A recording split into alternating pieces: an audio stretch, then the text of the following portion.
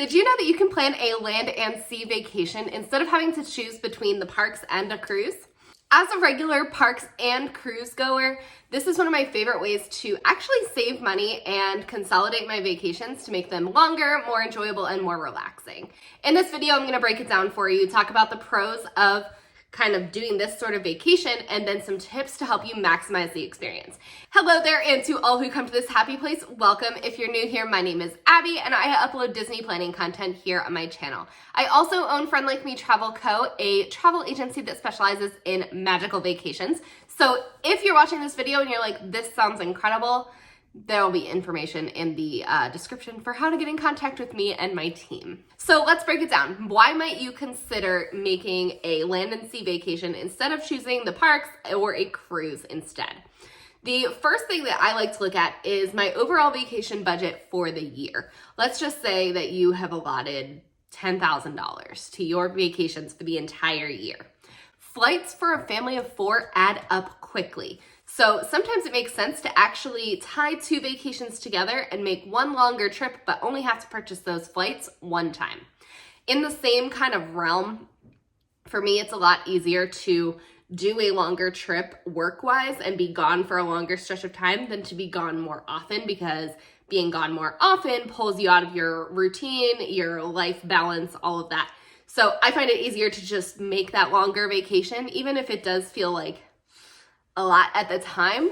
It makes my life easier in the long run. So combining the fact that it's just easier work-wise and with spending money on flights one time instead of twice, and I think that's a pretty good reason. I also like to do this when I would like to tack on something that doesn't require a full Disney parks vacation or parks in general. So for example, I just actually got back from a land and sea vacation a couple of weeks ago. And we did, it was actually, this is not what I would recommend doing, but this is what we did. We did about 3 days in Walt Disney World to do Festival of the Arts in Epcot specifically. So if there's a specific festival or a special event that you want to hit, this is a great activity for before your cruise. I say before your cruise for a reason. Hold on, we'll get there. So that was like great. Would do that again. What I wouldn't necessarily do again, we came back off of the Disney Wish and went to Universal. So Universal, in my opinion, does not require more than a couple of days. I think like at a max, it's a 4-day experience, but you can really get away with 2 or 3 days. Sorry, Universal.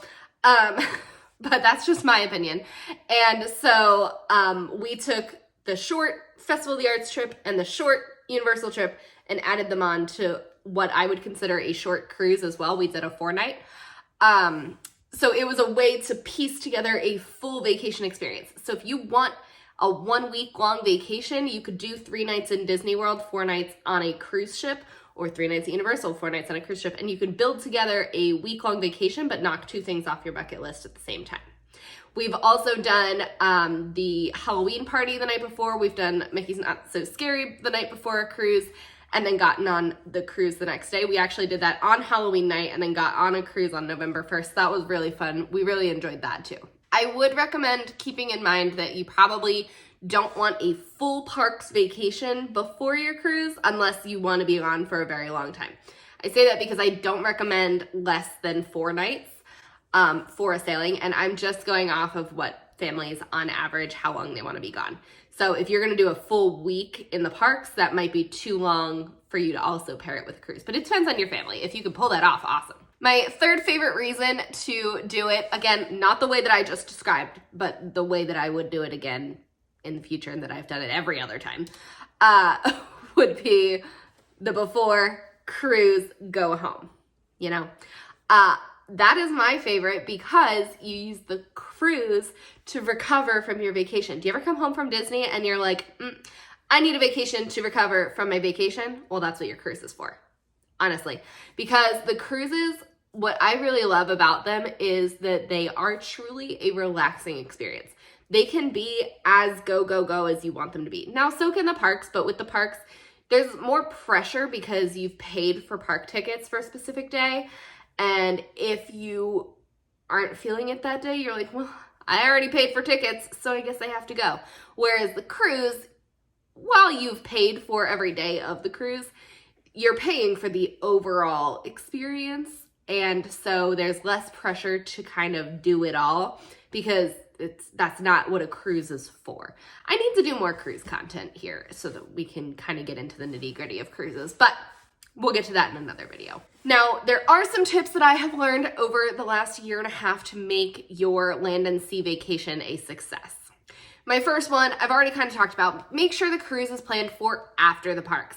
If I could go back and do it again, I would do Universal the weekend before. So like, here's our schedule. We were Friday to Monday at Walt Disney World. We got on the Wish on Monday, got off Friday, went to Universal from Friday to Sunday. So what I would have done is I would have moved Epcot back a couple of days and done Epcot during the week, then done Friday or probably Saturday, honestly, to Monday at Universal, and then Monday to Friday on the Wish, come home on Friday.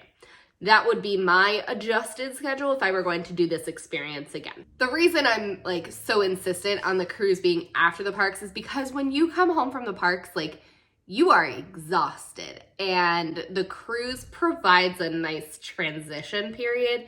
So like that Monday, we woke up, we packed up the room, you know, we had a 12 o'clock boarding time. So again, I need to do more cruise content, but you have like a port arrival time and you have a boarding group, and we were right about 12 o'clock. So what we did in the morning was we woke up, we stayed at Riviera the couple nights before the cruise, and we packed up the room, went to Topolino's Terrace for breakfast, had breakfast with Mickey and Minnie and Donald and Daisy. Then we took an Uber from Riviera over to the port. It was a very chill, relaxing day. It was not like, you know how like rest days are important in your vacation?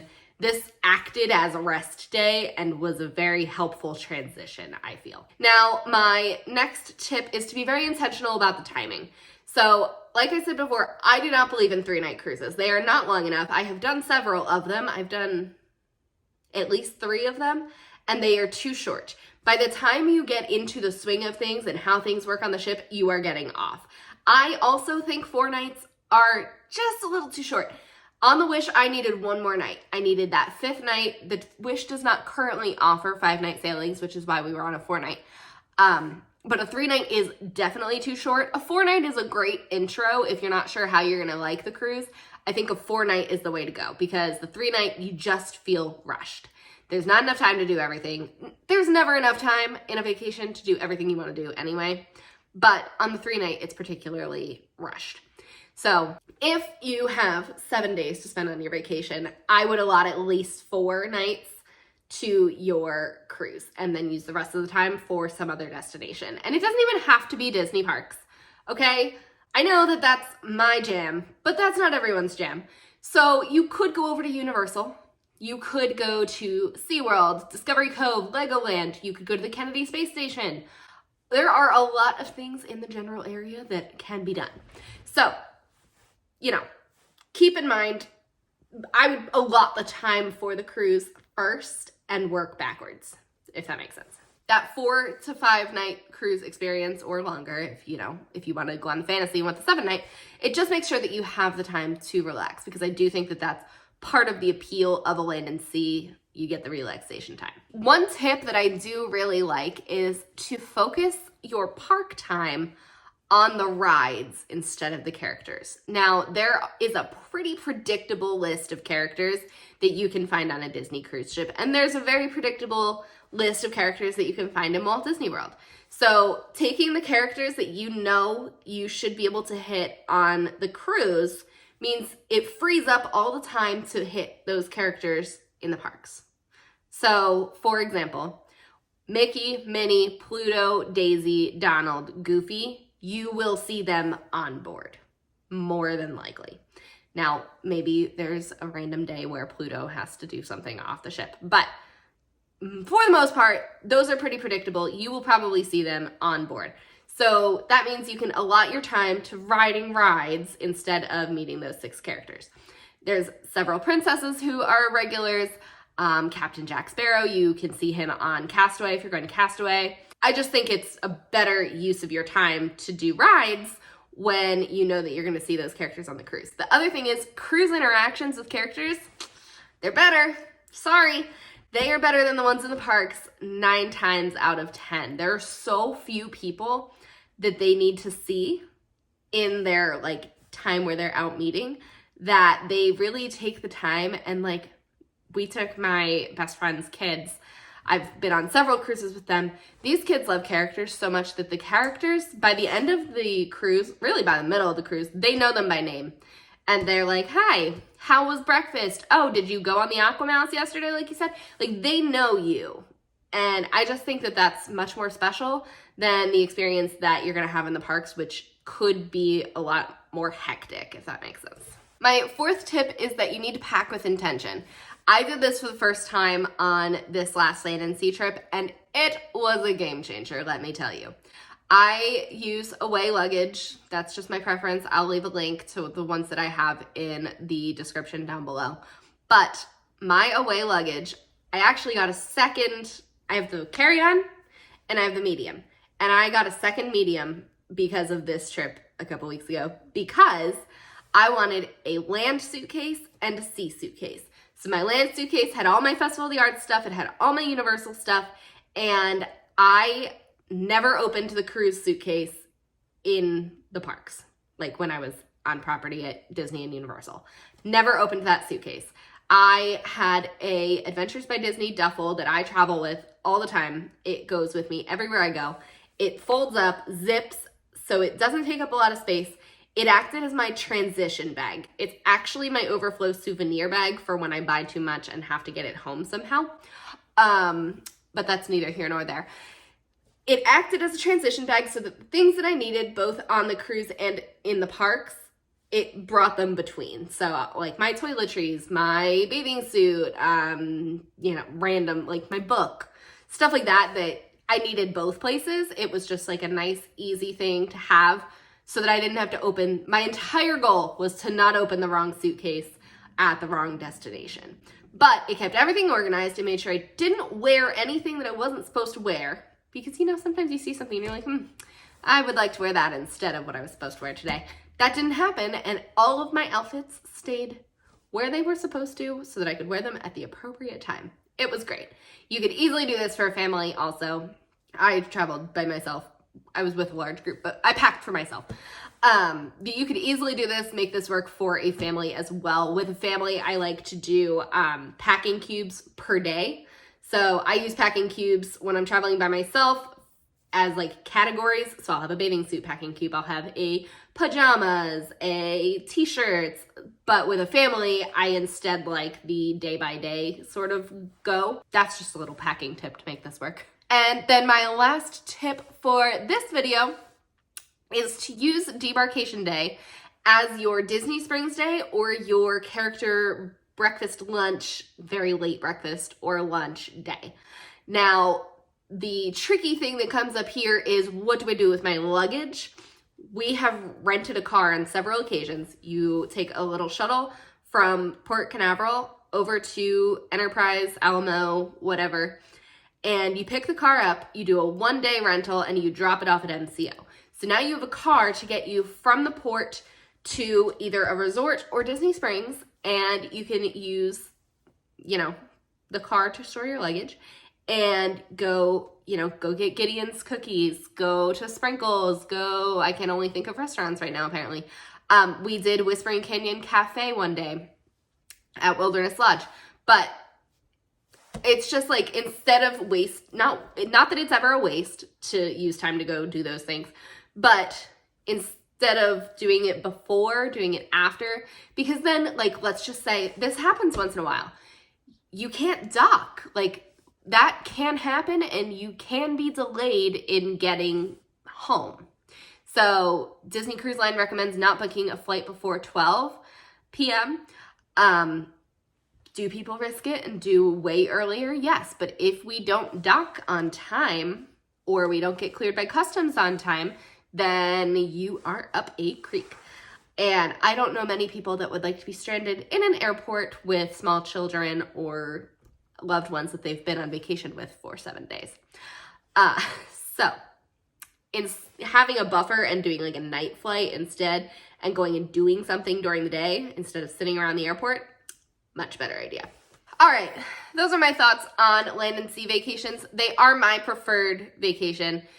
I don't like to fly into a cruise the day of the cruise, and I do not recommend doing so. Too many things can go wrong. Flights get canceled, cars break down. Like, there are just so many things that could go wrong. And I think it's a much smoother start to your day to your vacation to come in early regardless. So why not tack a little vacation on beforehand?